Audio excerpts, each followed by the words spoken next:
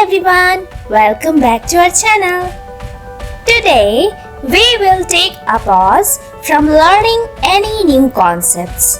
Today we want you to poke your explorer self. Remember that no matter how good anyone teaches you, you would learn the most when you experiment yourself. So, we want to motivate you about experimenting. To start with, you might remember how to extract a substring from a string. For example, we extracted second, third, and fourth characters from the variable store_name. We used store_name within square brackets 1:4. But did you try exploring it more and playing with it? For example, what would happen if you type the indexes in reverse order? Something like store_name square brackets 4:1.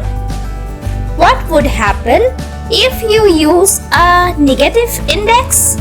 Something like store_name square brackets -1.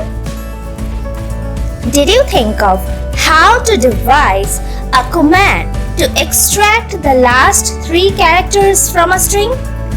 Well, we encourage you to experiment with such ideas. It's fun, right? Next, we want your attention for representing a string.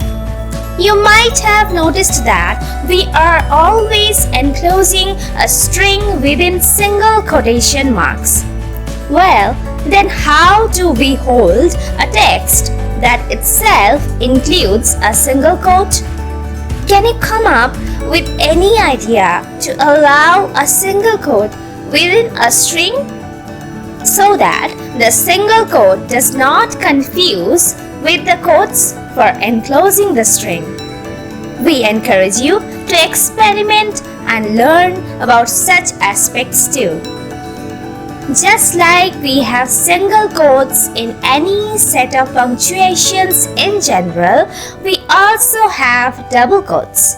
Try exploring what happens when you use double quotes within a string. Can you enclose a string within double quotes instead of the single quotes? There are some interesting things about general programming as well. For example, did you notice that a computer executes any piece of code from top to bottom? Can you convince your friends about this fact using a sample code? Another interesting aspect could be looking into some operators. For example, we have learned that a double equal symbol is used for an equality check between 2 strings.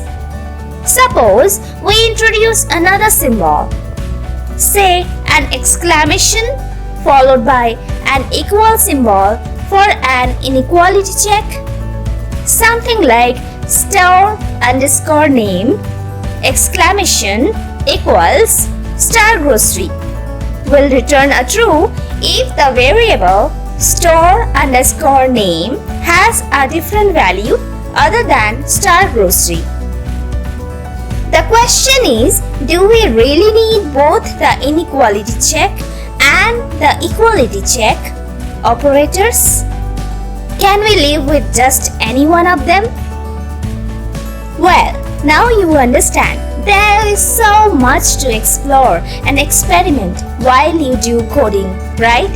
We have just mentioned a very few ideas here, hoping that they would stimulate your thought process and allow you to see that most of the decisions in Python are simple, logical conclusions. Finally, as you indulge in exploring more, do share your findings with us and let everyone know that you are not just learning but innovating as well. That's all for today. I hope you are liking our new videos every day. I'll see you soon. Ciao!